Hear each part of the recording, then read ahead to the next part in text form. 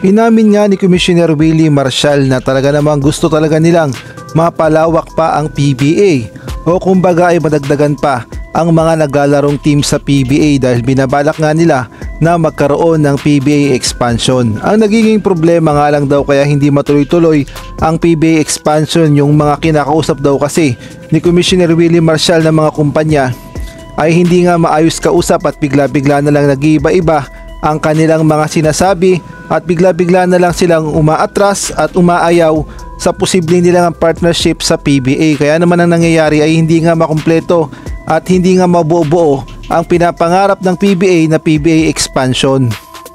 Ang sabi nga ni Commissioner Willie Marcial, may marching order sa akin ng board. Sana makakuha tayo ng expansion team. Tinitignan natin pero mahirap May kinakausap ako, okay sila, biglang magbabag down. May kausap ako, okay sila, biglang hindi. Ang hirap, said Willie Marcial. Kaya naman ayan nga nagiging problema ngayon ng PBA na nahihirapan talaga silang maghanap ng posibleng mga kumpanya na pumasok sa kanilang liga.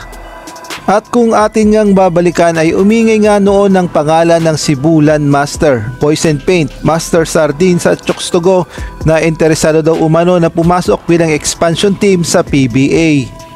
At kahit nga ang Foreign League na National Basketball League na nakabase sa Australia ay nagkaroon nga noon ng interes na makapasok o makipag-tie up sa PBA dahil naipost pa nga nila ito sa kanilang page na gusto nga nilang magkaroon ng expansion sa Pilipinas. At alam naman nating lahat noon na maingay nga ang pangalan ni Kai Sotto dahil naglaro nga siya sa NBL, kaya naman nagkaroon ng idea ang NBL na bakit hindi nila bigyan ng team sa PBA o magkaroon sila ng expansion. At ito nga yung sinasabi ko na nagpost pa nga sila ng ganito.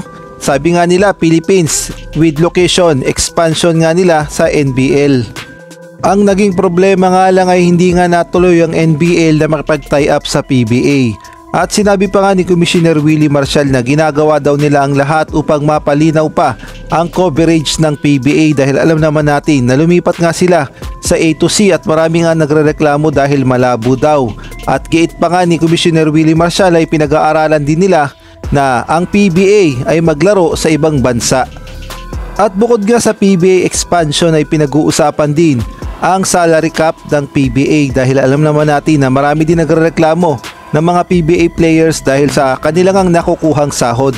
Ang sinabi pa nga ni Snow Badwa, ang sport writer analyst ng Spin.ph, kapag MVP ka, doon ka lamang pala makakakuha ng malaking pera sa PBA. Halimbawa na lamang itong si Abay Junmar Pajardo na alam naman nating lahat na ilang beses na nga nakakuha ng MVP sa PBA at gayon na rin itong si Scottie Thompson. Ang sabi nga ni Snow Badwa sa kanyang Twitter post, meron kasing nagtanong, sabi, how much boss pinakamahal na sweldo ngayon sa isang PBA player? Ang sabi nga ni Snow Badwa, 1.5 million, 7 MVPs. Kaya naman hindi natin masisisi yung mga potential sana na mga PBA star player na lumipat na lamang sa ibang liga, partikular na sa Korea at sa Japan. Halimbawa na lamang kasi ang sahod sa Japan B-League, si Dwight Ramos.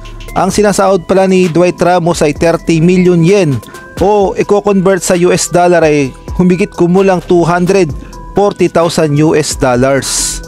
At kung i-convert naman sa pesos ay nakakahalaga ng 13,295,520,000 pesos. Samantalang ang mga Pinoy players naman na naglalaro sa KBL, ganito nga kalaki ang kanilang sinasahod as KBL import. Ang sabi nga dito, 158.3 million South Korean won o kung i-convert natin sa Philippine peso, ganito nga siya kalaki. Nagkakahalaga nga ng 6,796,956. Ayan nga ang sinasahod ng isang KBL import player.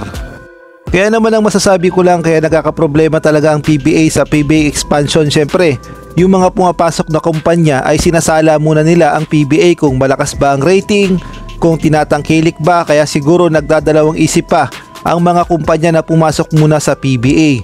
At ang pangalawa dyan, yung salary cap, hindi yung nagiging problema dahil yung mga panghatak sana ng mga star player na inaabangan ng mga Pinoy ay hindi nga natutuloy maglaro sa PBA dahil nga dyan sa salary cap. At kung atin ngang babalikan ay Nangako na nga noon si Commissioner Willie Marcial na aayusin nila ang salary cap sa PBA, kaya naman ating pakinggan ang kanyang sinabi. Nasa table na, pinag-usapan na namin sa board meeting with the governors. So sinuggest ko na yung kung pwedeng tasan.